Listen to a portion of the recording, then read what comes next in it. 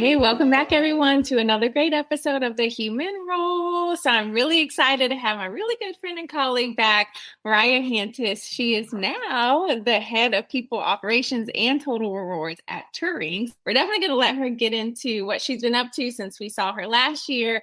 But this topic, we're going to talk about AI and payroll. No, that's very sensitive for some people, but definitely AI can be a strategic partner, not a replacement. So wanting to just make that clear to everyone, Mariah is going to give us all of her great and amazing insight. But Mariah, before we do that, please catch us up on what you've been doing since we last saw you. Lots of fun things going on, right?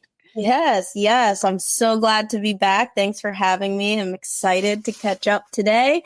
I took 4 weeks off. I left Deal in April and I just did whatever made me happy. I did drop-offs, I did pickups, I did school parties for my kids. I pitched a kickball game for my son, got my lesson learned by a bunch of 5 and 6-year-olds that maybe that's not what I should do for a living. I traveled, I picked soccer and running back up, just like really found myself again as like an individual and hopped back into HR with no other than the best Turing as their head of HR ops and total rewards, really leaning in to this role in this space as I continue to ramp up. Lovely. Look, all the important things that are so necessary for us to do, right? Seems like you had some great time unwinding, and the kiddos always, every parent I talk to, even me, when I'm with my nieces, it's like they are, one age, but they act like they're like 10 to 15 years older, Oh, yeah. But okay, well, let's get into the good stuff here, talking about AI. Obviously, AI is now really getting into every industry, but it's heavily being integrated into, the HCM space, right? And so how do you see it really specifically supporting, we're going to use the word supporting, payroll operations in our environment today, right? Want to just make sure people aren't scared of it or running from it, but it would be great to hear, your insight here. The biggest thing that I love, I love this topic because as a payroll person at heart, it's the foundation of my career in HR. It is just such a manual job and has always been a manual job. And it might always have to be a manual job when you think about like, what if one day all of the computers crash, right? You can't just not pay people. So it becomes scary when we leverage too much of technology to the point where 20 years ago, you could say, well, I'll just calculate payroll on pen and paper. I don't know how many people can do that as a skill anymore. So I think there's some of that will always need to be there. But I always say with AI and anything tech forward, right? It's not about what it can do because we know that it's powerful. We know it can do great things, amazing things, powerful things, but it's just how you use it. And especially in the role of a payroll manager, they're doing so much manual work and they're tasked with so much. I'm testifying this as a personally, right? Like running payroll, checking the compliance, checking to make sure everything is accurate on time. And that is a lot. And usually payroll, just like anything in like HR, G&A orgs in general, they're running lean teams. So you may only have one payroll person tasked with this, despite the growth of a company, maybe 2 people, but they don't necessarily aren't 100% backups of each other. There's a lot of room for error in payroll and such a very important function of the business. So I think AI and what I see it helping payroll professionals is being able to be assistive in that way, helping vet some of the compliance that, is ever changing. Especially as, companies grow and they expand their borders within the states, let alone outside of the US and globally, checking and vetting all of the compliance, checking all of the payroll rules, putting data and like aggregating data in a certain way, as long as you're doing that carefully and compliantly, we're talking about PII and a lot of sensitive things. It can be so assistive in their process. Hey, this is William Tincup, and I'd like to talk to you a little bit about Practitioner Corner podcast. It's a wonderful podcast about the journey, the paths of how practitioners, both HR and TA, kind of go from high school, college, all the way to where they are right now. Some of the things that they've learned, how they've been successful, people that thrive around them, etc. It's a fun podcast. You'll love it. You'll learn from it. Subscribe to it. Thanks. The constant fear of AI actually, taking someone's job, replacing them. I think at this point, we do have to accept that there's potentially going to be some jobs, right, that will essentially be taken over. That's a bit inevitable. But I think from a payroll perspective, especially under the HR umbrella, there's still that human aspect of everything. So what Mariah was just mentioning, it is enhancing, right, your ability and knowledge to be able to do your job more strategically every single day. It's almost nearly impossible to remember every single state, local, requirements and laws. Things change several times throughout the year as well. So that also can be problematic for people. Like Mariah mentioned, we all have our normal day to day. So when that stuff starts happening and taking a toll, your day can be completely pivoted to something totally different, right, than what you thought it was going to be. And so I would say just look at, AI now as almost being like another member of the org chart. I know some companies may not be there, but what Mariah was giving you all was great insight on how AI is going to help enhance your job. The tedious day-to-day stuff, the researching stuff that you just don't have time to get to, go ahead and drop it into AI, let AI figure it out. HCM platforms are already configuring that in the systems now to better assist you longer term. So I think that's really good key factors, right there, Mariah, where it's just kind of like, there are things that we need help with. And if it's there and if it's in our face and not going anywhere, why not just use it, right? Instead of running. Yeah, absolutely. The information and the power that these, models have now are so important to just also the growth of a professional, a payroll professional, but all professionals, right? Because there is so much to learn. The world is so much smaller and bigger at the same time. You're no longer working for companies that are just, 20 people in like one town. Some people are, but when you start talking about this remote tech space, they're expanding. They're not operating in one state. They're multi-state. And if not, they're multi-state, they're multi-country.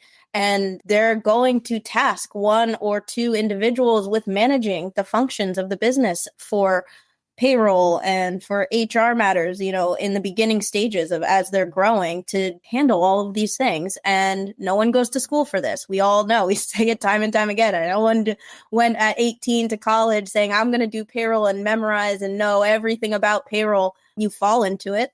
You become good at it. And, you should leverage the tools and resources that are available to you, because at the end of the day, there is so much more to payroll than just processing payroll. It is the biggest line item on budgets. So you want to be able to be a partner to the business, to be able to translate those numbers and explain, what risks are associated with various actions that are taken from the side of HR, where it's terminations, right? And like what that means if we don't process payroll on time, or why we need to know by a certain date.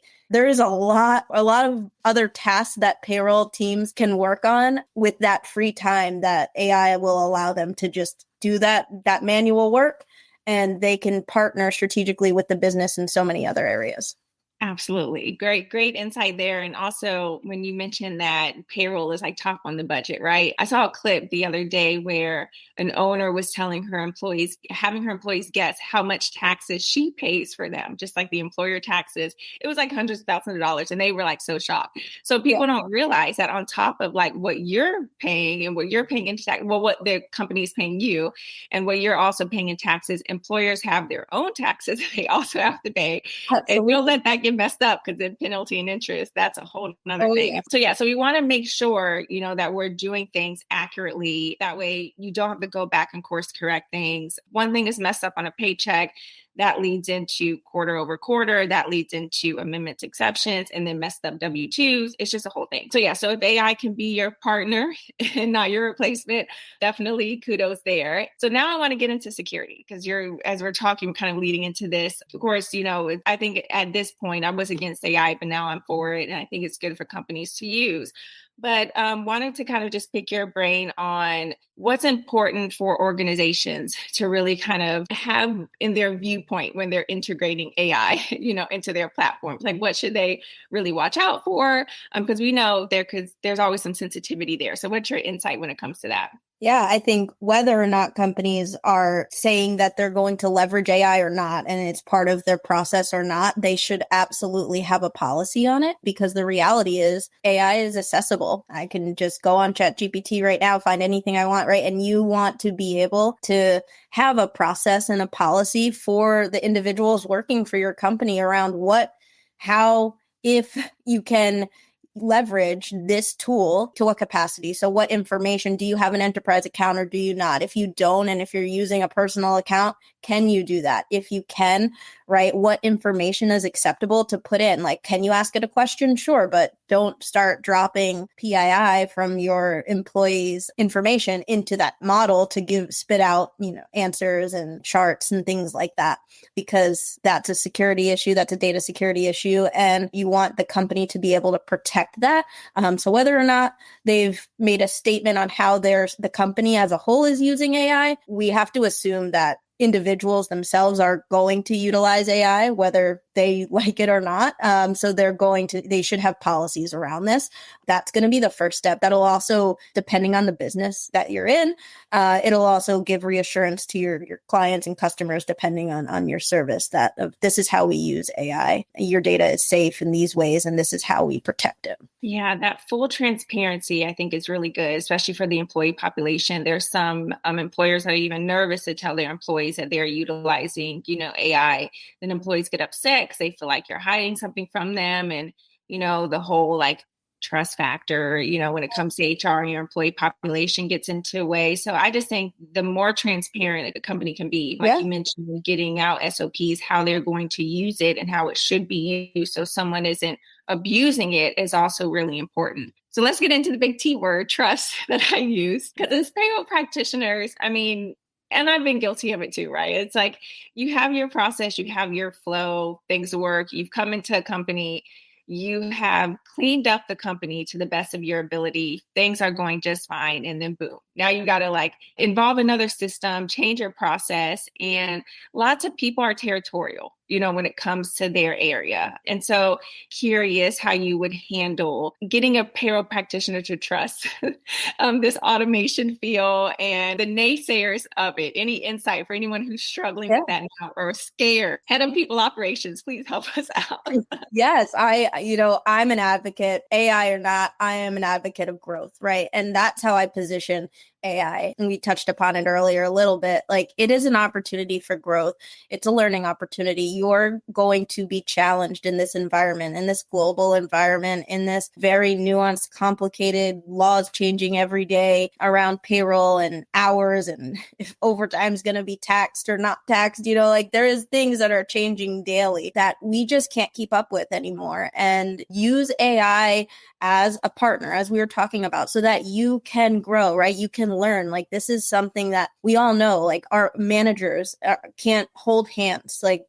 Companies aren't equipping and building teams out with all this surplus to be this is going to be your mentor and you're going to learn from this person for the next year before you're on your own. It's kind of you fly in, you land, and you got to figure it out. And to be successful, you have to leverage these tools because this is the way of the future. So, you don't have to depend on them. They shouldn't replace everyone, but they should be used in an assistive way as a partner so that you can learn, you can grow.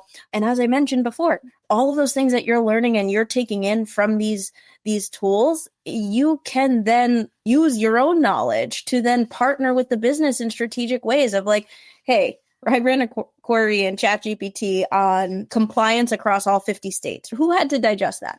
ChatGPT isn't talking to the CFO or the head of HR and saying this is what the outcomes are going to be and the consequences. No, that's going to be a person that is digesting the information, that's simplifying it, putting it in a presentable way for them to digest how these impacts are going to influence the direction and the costs associated and the liabilities to the business.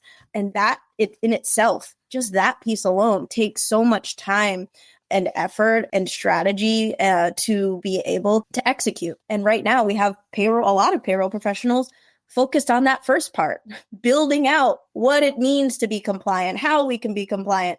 Well, let's cut that part out or reduce a lot of the hours spent in that area to then focus on how all of those impacts relate to specifically the business and the goals of the business and the strategy and the direction that the business is going in. Because, we have, for example, like, do you want to hire in California or not, right? Do you have to hire in California or not?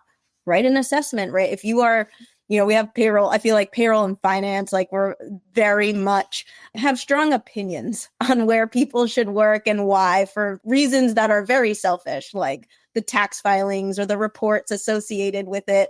And if you want to make that case, right, get all of the research, digest that research, check that research. AI isn't always correct, right? Just like humans, it does a good job, but it's not perfect. Present that in a way of like, hey, our business costs, we've, increased hiring X number of percent in this specific state. This is costing the business X number, like, you can do so much with the information that you have. It's not just about being the person to acquire that information. It's being the person to actually translate and describe what that means to the business. And I think that's where the value is in people. AI can spit out that first part. It's not there yet in that second part of really tailoring the needs to the business and making decisions that impact the future growth and strategy of payroll, hiring, and all of that. Absolutely. So that always just takes me back to what I always say. There still needs to be a human, right? There still has to be a human. And it's hard to get people to understand that, as helpful as it is. Number one, Mariah was right. It does have errors, right? So you do have to check certain things. And when you catch the errors, you can kind of talk to it and be like, oh, what about this? Oh, did you miss this word? And it's like, oh, sorry. Yeah, thank you. And it'll like redo it again. So it's just kind of like a electronic brain, I guess, trying to sort itself out. Similarly to how we would probably have to do a problem over and over and over again. So use it as a tool, right? Use it as a tool, and let's not get too hung up on that. But I did like how you went into, like, it'll help us present certain things. It'll help us grow within our organizations, which also leads me to one of the last questions I wanted to ask you. Like, what are your thoughts around AI turning into payroll practitioners being like a people analytics type of translator thing? It's like, you have to build, if you're assisting your company with their AI chatbots, right? You have to build that into the system. And I'm curious, obviously you guys, we don't know. This is just us assuming something I heard, so I'm just trying to see if there is maybe an avenue for it. But Mariah, what your thought process would be if we did turn into, people analytics and translating things, into AI, so that it does spit out the appropriate things for our business. That doesn't mean for the masses, but just for our company, our specifics for our company, so that your employees can go into the chatbot, ask specific questions. It'll answer them so they're not bothering, the team. I think there might be an avenue for that, but I know that's still kind of in the air. Yeah, I mean, the chatbots that they're building to answer questions around payroll are simply amazing. From someone also, you and me both, right, who spent hours answering questions as simple as, when's the next payday, right? And it's like, those are things that can just be automatically trained. Where do I find my pay slip? What day is payday? When's the next holiday? Do we get paid for holidays? You can build out knowledge bases within your companies, and they can pull information from there to help facilitate some of these questions. But again, when we're operating with lean teams and you have 1 or 2 payroll people max working through all of the tasks associated with payroll, which is from input to processing to paying to then also the reporting and the vendors and all of the other ancillary things that you're still working on by the time the next cycle starts, there's just no time anymore to answer the volume of the questions that come in. Or if there is time, you're taking away from being able to have these opportunities as a partner to the business. Payroll professionals know so much. I have just utmost respect for them because of just the environment that they're put in, of just the expectation is that they pay people on time and it's accurate 100% of the time. How it's done, rarely everyone knows how it's done, how much work and effort goes into it, but it gets done. And if all of these tasks, like the manual tasks, these questions that are just can be answered through self-service, through a bot, whichever that may be, these payroll professionals can start to enter the business, have seats at the table where decisions are being made. It's no longer just process payroll, get it out the door, get it accurate, get it on time.